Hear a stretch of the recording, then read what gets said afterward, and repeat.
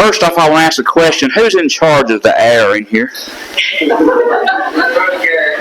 I want to shake your hand after church. That service is over with. I love it. It feels great in here. I know some of you are freezing to death, and I'm sorry, but it is wonderful. I don't have to worry about pouring sweat. Stephen Wiggins said, if you're not sweating, you're not preaching. Well, this morning I don't think I'm going to be doing much sweating, but I am going to be doing a little bit of preaching. Turn your Bibles to Matthew chapter 16. Matthew chapter 16. We find in Matthew chapter 16, as Jesus went into the coast of Caesarea Philippi, he asked the question, whom do men say that I, the Son of Man, am? And they replied and said, well, some say that you are Elias, or John the Baptist, or Jeremiah, or one of the prophets. And he asked the question, well, who do you say that I am? Peter, in verse 16, answered and said, thou art the Christ, the Son of the living God. Jesus replied to that by saying, blessed art thou, Simon Bar-Jonah, for flesh and blood is not revealed unto thee, but my Father in heaven. And I say unto you, thou art Peter, and upon this rock I will build my church, and the gates of hell shall not prevail against it. Notice what he says in verse 18. Upon this rock I will build my church. That is singular and that is possessive. Now when we think about that, I'm going to make a bold statement. I love the church. I love the Word of God. But I despise religion. And here's why. If you look in the dictionary, and I wrote it down so I wouldn't forget. If you look in the dictionary, religion is defined as the belief in and worship of a superhuman power or powers, especially a god or gods. Okay. That's why I despise religion. Because there is not but one power. There is not but one God. And there is not but one way to get to that said God. As we just read the words of Christ, upon this rock I will build my church, singular and possessive. Now if we stop right there and turn over to Ephesians chapter 4, we have what we call the 7 ones that he mentions. And it's interesting because it really, people who will contend that there are many different ways to Christ. By the way, I changed the lesson halfway through the class because I figured since we were talking about it, might as well expound on it, right? So we're going to go with it today.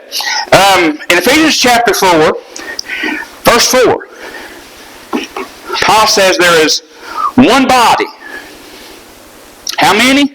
One. One spirit. How many? One. Okay.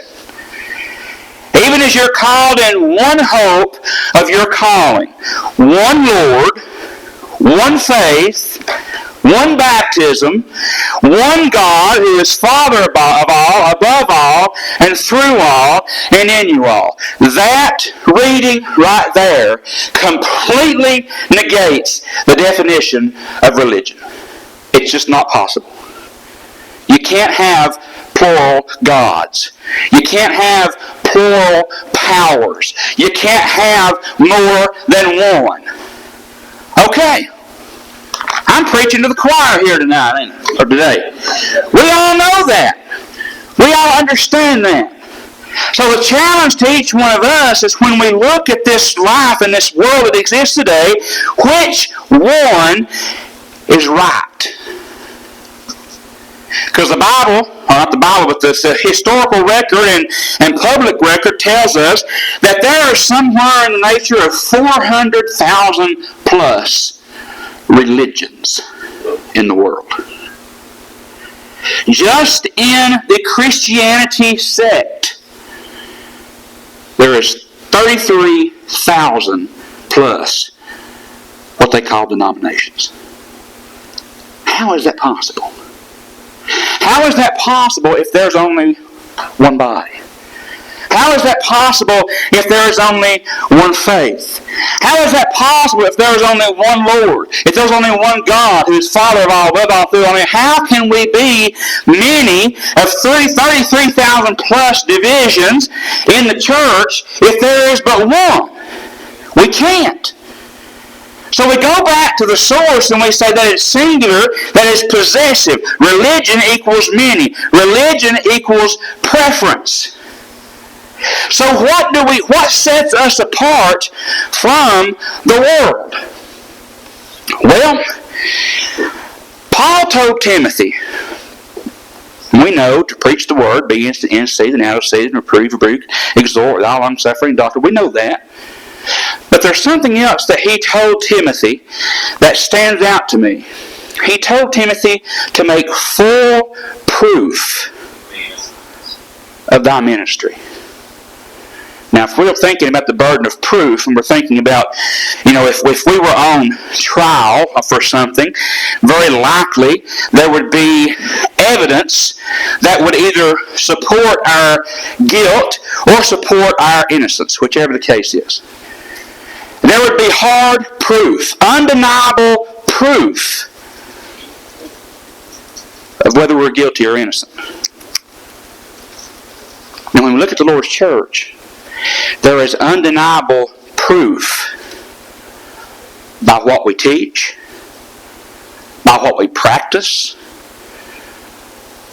by what we do in worship, by how we do things in worship. You see, we think about these things that the world offers, and it would be nice if we could be entertained for a couple hours on Sunday. You know what? I am entertained for a couple hours on Sunday. Because there's nothing more pleasing and entertaining to me than opening my heart and singing to the very God who loves me and provided a way of salvation for me. There's no other entertainment that can surpass that. And to know beyond a shadow of a doubt that what I am doing in this worship service, I am doing things that are pleasing to that Most High God, the only God that we serve. That's entertaining to me. That makes me feel good knowing that I can walk out those doors this morning knowing that I have done everything that God asked of me to do. Worship Him in spirit and in truth. Without doubt. I don't have to go out and defend the use of mechanical instruments in worship. We don't do that. Why do we not do that? Well, the Lord's church is a firm believer in what the Bible teaches. We see in Colossians 3 and verse 16, Ephesians 5 verse 19, to sing, make melody in your heart with grace unto the Lord. Sing with grace in your hearts as unto the Lord. Don't allow someone to tell you that singing can be replaced by a set of drums. Please don't allow yourself to be convinced that singing to God with your heart, with your voice, the Greek word for that sing is sorrow. And it literally means to pluck. And people say, aha! Well, you can't pluck a voice. No, but you sure can pluck a heart. And that's the instrument of worship. In spirit and in truth. In Greek context, that's what it's talking about. Not a physical instrument, not a physical thing that you beat on, bang on, string on, strum on, or blow on. It's your voice. It's your heart. That's where it comes from. And many get confused. It ain't that old blood pump. No, our worship comes from our heart, our spirit, our soul. That's where it comes from. I don't have to go out and justify the use of female leadership in a church. Not because we are oppressive to women by any means, as some of your people would say in the world, well, I don't want to go to a church that oppresses women. Let me be frank and honest with you. If it were not for the women, the Lord's church could not survive. The women do so much for the church, gentlemen, that we can't do. Now, we can. But they're just that touch they have. They can do things that we just can't do. And it's not just limited to cooking food and sending cards. There's something that females can do that men can't. There are a lot of things that females can do that men cannot. And if we did not have women in the Lord's church I couldn't see myself. Now, I have been a student of the Bible for 30 years. But I could not see myself sitting in a classroom with a Bible being charged to teach a group of toddlers. I love kids. I do. I love kids. The most wonderful thing in this world. I love them. They're great. And I use my nephew as an example. I could not see myself sitting in a room trying to study something in the Bible with people his age, because they're all over the place.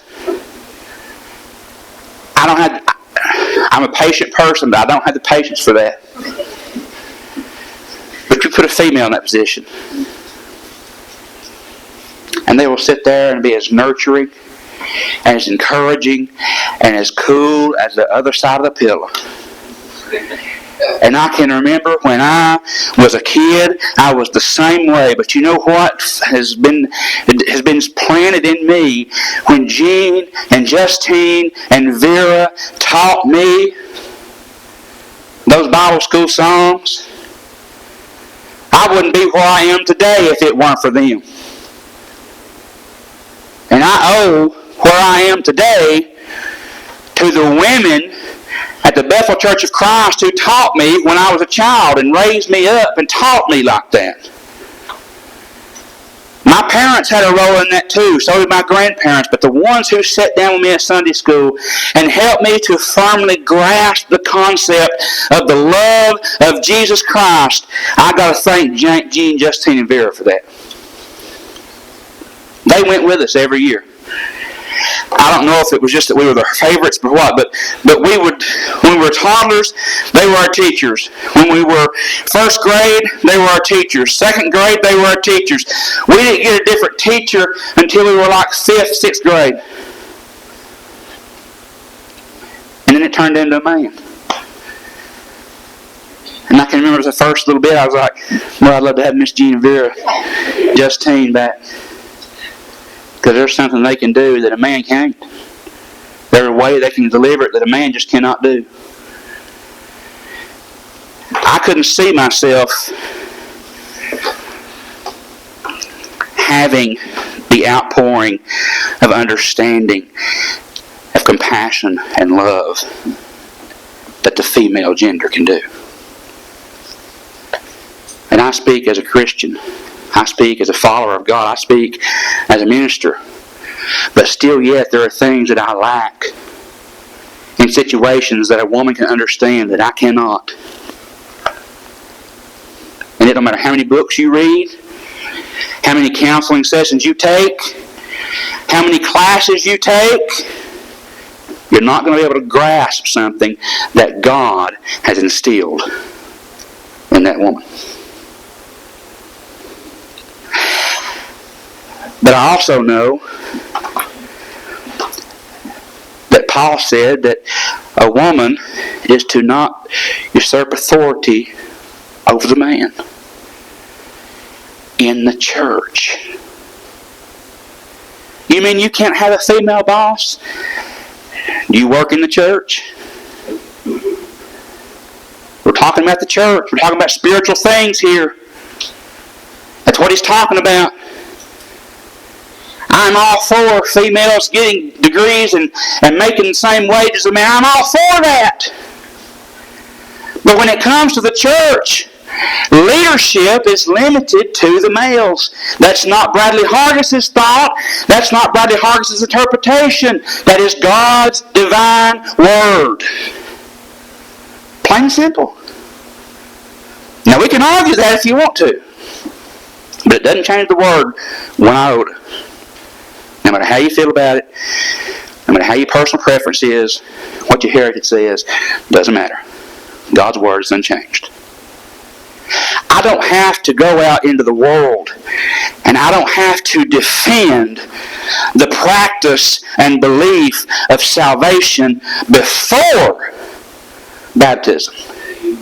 Because I know that the Bible teaches in Mark 16 and verse 15, he that believeth and is baptized shall be saved. Now someone will look at that and they will dissect that and say, well, if you say that he that believeth and is baptized, that's joined together. But the second part of that he that believeth not shall be condemned. Well, it didn't say he that believeth not and was baptized not. Seriously. Friends, if you don't believe, it ain't going to do any good to baptize anyway. So why? I don't have to justify a false doctrine of salvation through the blood of Christ a different way than what the Bible teaches. And there are 33,000+ denominations that exist in the world today that teach any way that you want to get to heaven.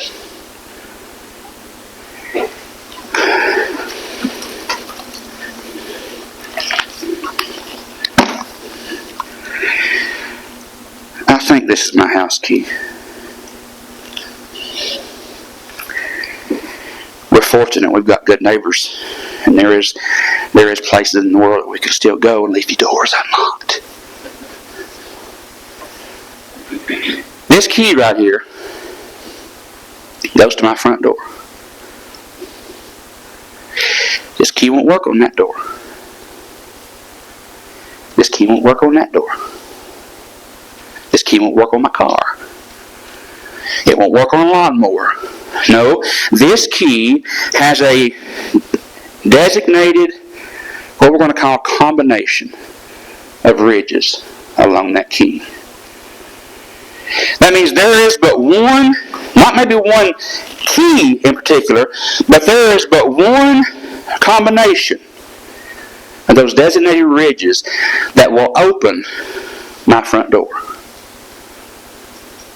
And the same holds true with your house key and your car key.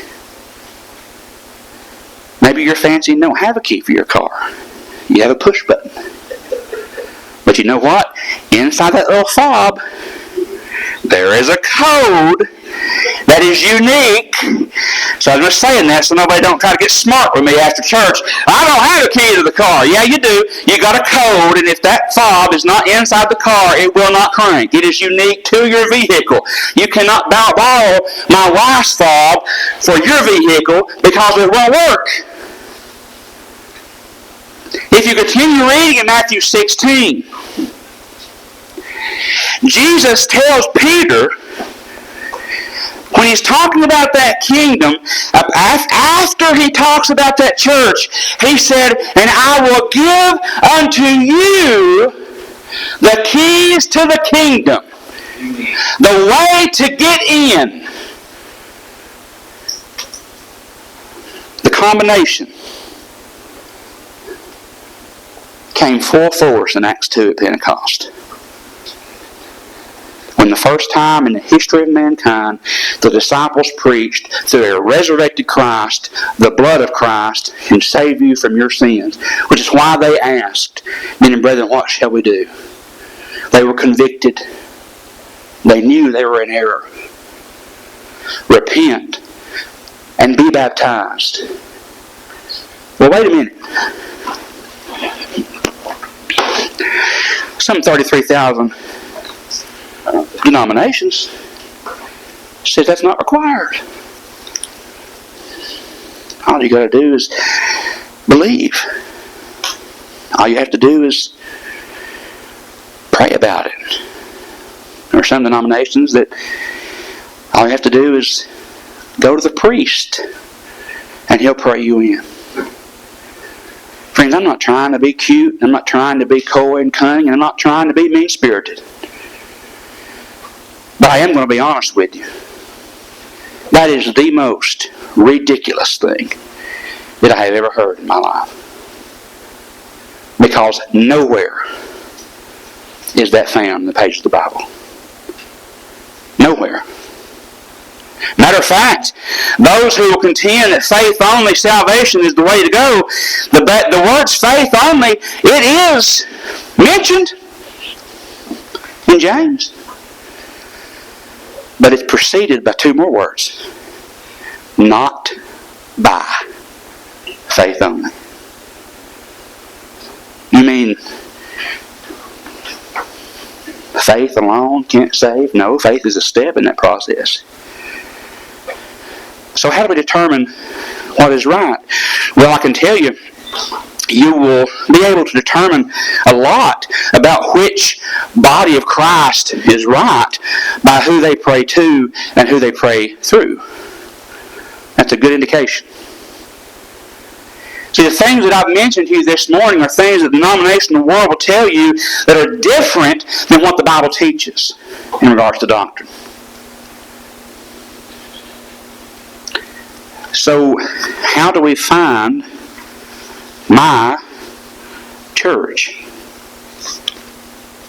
It's the church that follows the will of God. It's the church that uses the New Testament as its pattern to worship. And one thing that's very interesting to me in talking about the denominations and things of that nature, people will contend, have contended, and still contend, even though you have shown them that it's impossible, that Alexander Campbell and Barton Stone helped to found the Lord's Church. Alexander Campbell was born in 1744. That's a long time ago. I wasn't there. 1744 in England. There is a church building that exists today in a place called Tottlebank, England. It's historical record. It's historical landmark that's referred to now as the Tottlebank Church because they don't worship there anymore. But historical record calls itself the Tottlebank Church of Christ. Now, if Barton Stone or Alexander Campbell was born in 1744, and the Tottlebank Church of Christ record goes back to 1669, how in the world did Alexander Campbell found the Lord's Church? Matter of fact, he didn't come over on the boat to the United States until 1830. It's when he came over in 1809. His movement started in 1830 during the Reformation movement. 1809 is a pretty important year for us in the United States because at Rumney Marsh, that's in Massachusetts, by the way, there's a building that's still standing, Rumney Marsh Church of Christ. It was erected and was an active congregation in 1710. But Campbell didn't put his feet on American soil until 1809. Oh, it gets better. There's two places that's right here in the state of Tennessee. Rock Springs Church of Christ, active even today, was erected and began worshiping in 1805. That's 4 years before he even come over here. One even closer, Rock Springs is in Clay County, by the way. One even closer than that. I know we've heard of Old Philadelphia over in Warren County. You know when it was founded, Jamie? It's even on the block outside.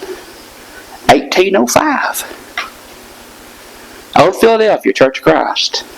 1805. And friends, that's just scratching the surface. So I've already mentioned one church in England that existed 100 years before Campbell was even born. I can also mention 3 more congregations that existed on American soil before he was even come over on the boat in 1809. You know, in I believe it's 1898, Gary, one of the greatest things, in my opinion, as far as worldly things, was created. Barks root beer. 1898. Some people, well, Barks is pretty old. They must have been the first. You know, they're the third. Hargis root beer was about 30 years before that. And there's one that starts with an S I can't pronounce, and it was a few years after Hargis. A&W contends they're the oldest. No, they're number 4. Now I'm talking about root beer and dates. If I were to come up with a formula, how upset do you think Coca-Cola would be if I claimed that I made the Barks root beer and I founded Barks root beer? I can tell you, if I was making money off of it, they'd tie me up in litigation in court for the rest of my life and would strip that away from me. Why? Because they had the patent. They own the copyright to that. If I were to say that I founded the Ford Motor Company, well, everybody knows that that'd be a lie. Because historical record bears that it's already been patented, it's already copyrighted, it's already someone from Henry Ford come up with this and started building vehicles. If we can understand that, why in the world can we not understand that the Lord's church is already copyrighted? It's already patented. And those that have came after Pentecost, it's a copy. Amen. Now, wait just a second. It's either a carbon copy, as you say, that does exactly what the Lord's church did in the first century, or it's a cheap imitation. Amen. That's as plain and simple as I can make it. Only one. So when Christ says, I'm going to build my church, He did. And it's up to us as man to study from that word that He's delivered to us, to determine that what we are doing is correct, to determine whether or not our belief system and our religion, and I use that term very loosely, is accurate. I will contend with you this morning that if you are not a member of the church that Jesus Christ built, why in the world do you invest time and efforts into anything else? There is but one. And before I leave you today, let's be very clear that there are people that worship in buildings with a sign that says Church of Christ that are not. Amen. So the sign really don't have much to do with it. But But what you do in the confines of this worship service is what matters. What you do in preaching and teaching and following the doctrine of Christ, that is what matters. So when we go out into the world, let us not be fooled by 33,000 plus Christian sects in the world. But let's be grounded and rooted and established in the true church that Christ died and gave His life for. And preach and teach that doctrine. Because that's the only doctrine that's going to save us. If you're a Christian this morning, you can be obedient to the very doctrine that saved about 3,000 souls at Pentecost. And they were added to the church. Oh, wait a minute. You mean there's a church older than 1669 Tottle Bank in England? Because how were they added to the church? In 1st century, that Alexander Campbell founded in 1830. Ain't that hard to figure out, folks? The Bible tells us they were added to the church, about 3,000 souls. And it also goes further and says, and they were added to the church daily as such would be saved. It existed at Pentecost. You want to be a part of that, you have an opportunity to today. If you've been a part of that, but you fell away, you have an opportunity to be restored and brought back to a good standing with God. By repenting of your sin and asking for the prayers of those that are faithful, and you can be restored. And we see that example with Simon the sorcerer. If you're subject to the Lord's invitation in any way, you'll beg, plead, and pray. You'll make it known. Together we stand and sing.